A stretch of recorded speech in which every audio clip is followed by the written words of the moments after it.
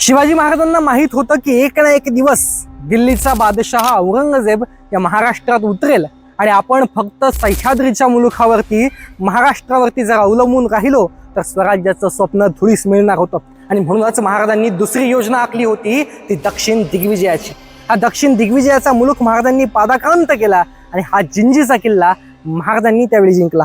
महाराजांच्या एक गोष्ट मात्र अशी लक्षात आली की जणू काय औरंगजेब चालून आला तर करायचं मात्र काय। आणि मग महाराजांनी निवड केली एका दुसऱ्या किल्ल्याची, त्याचं नाव होतं किल्ले जिंजी। या जिंजीला स्वराज्याचा तिसरा बेस बनवण्याचं छत्रपती शिवाजी महाराजांनी ठरवलं। ही महाराजांची दूरदृष्टी आणि खऱ्या अर्थाने महाराजांनी हे योजलं होतं। अगदी तसंच घडलं। शिवाजी महाराजांचा मृत्यू झाला आणि औरंगजेब महाराष्ट्रावरती चाल करून आला।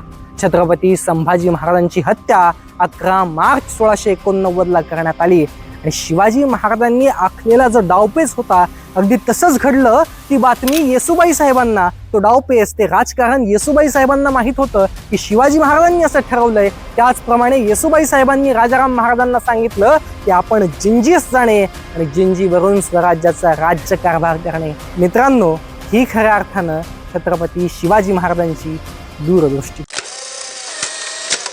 आता सांगायचा भाग हा की यावेळी आदिलशाहीमध्ये दुफळी माजली होती।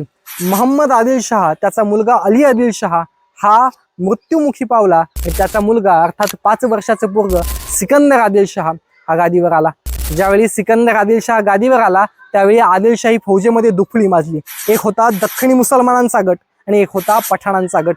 ज्यावेळी दख्खनी मुसलमानांचा नेता होता सिद्दीक खवास खान आणि पठाणांच्या गटाचा नेता होता अब्दुल करीम बहलूल खान, यामध्ये भांडणं माजायला सुरुवात झाली आणि शिवाजी महाराज त्यावेळी दक्षिणेत होते। सिद्दीक खवास खानाचा भाऊ नासिर महम्मद हा या जिंजीच्या किल्ल्याचा किल्लेदार होता आणि पठाणांचा एक माणूस अर्थात शेर खान लोधी हा याच ठिकाणी होता। हा शेर खान लोधी ज्यावेळी इकडे यायला लागला त्यावेळी या नासिर महम्मदला असं वाटलं की आपल्या दरबारांमध्ये दुफळी चाललेली आहे।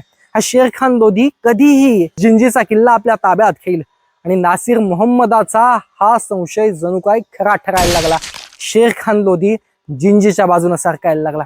सिद्दीक खवास खानाचा भाऊ असलेला नासिर मोहम्मद घाबरला आणि त्याच वेळी सिद्दीक खवास खानाचा खून विजापूरमध्ये झाला। आता दख्खनी मुसलमानांची बाजू हळूहळू कमजोर व्हायला लागली होती। याच वेळी मुघलांचा औरंगजेबाचा दूध भाऊ बहादूर खान कोकलताश हा दख्खनेत उतरला आणि हा बहादूर खान कोकलताश म्हणजे पठाणी गटाला सपोर्ट करणारा। बहादूर खानाचा सपोर्ट बहलोल खानाला मिळायला लागला। गोष्ट एक लक्षात यायला लागली की आता हे प्रकरण हळूहळू जड जाते। त्यामुळे नासिर मोहम्मदानं ठरवलं आता आपण कुतुबशहाच्या बाजूने जायचं।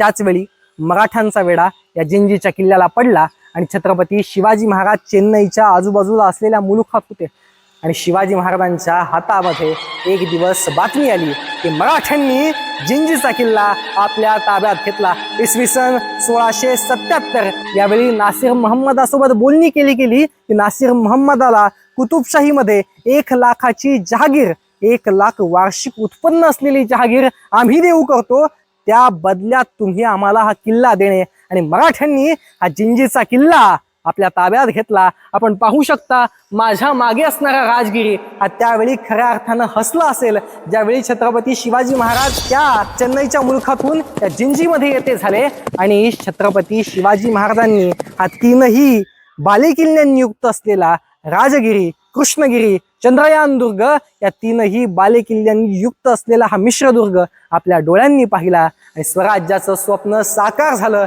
स्वराज्याची तिसरी राजधानी खऱ्या अर्थानं निर्माण झाली।